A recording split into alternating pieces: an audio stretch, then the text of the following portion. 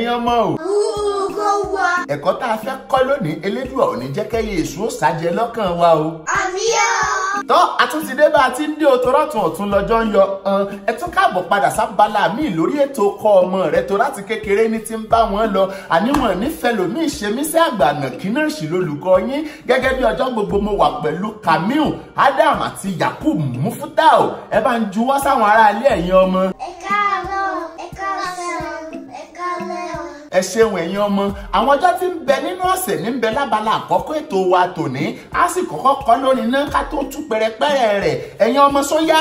àtìyá olùkọ́ wa. àìkú ajé ìṣẹ́gun. àìkú ajé ìṣẹ́gun. ọjọ́rú ọjọ́bọ̀. ọjọ́rú ọjọ́bọ̀. ẹtì àbámẹ́ta. ẹtì àbámẹ́ta. ó yá ìwọ Yakub ọjọ́ wo ni Yorùbá ń pè ní àìkú? ọjọ́ Sunday. ó kárí láì fún rẹ látẹ̀wọ́. Kamiu ọjọ́ wo ni Yorùbá ń pè ní ọjọ́rú? ọjọ́ wo ni Yorùbá ń pè ní ọjọ́bọ̀? Wednesday àti Thursday. ó kárí láì fún rẹ látẹ̀wọ́. ó ti yá o Adam ọjọ́ wo ni ẹtì? ọjọ́ wo ni àbámẹ́ta? Friday àti Saturday. a ti bọ́ sí abala kejì ẹ̀kọ́ wa tòní àwọn òǹkà Yorùbá tá a sì bẹ̀rẹ̀ lọ́jọ́ sí àwọn la fẹ́ tẹ̀síwájú díẹ̀ sí a kà látòrí ení bí ení abọ́ sórí ẹ̀fà àti èlé lónìí a kà látòrí èje títí dórí èjìlá ẹ̀yin ọmọọṣẹ́ ti gbáradì.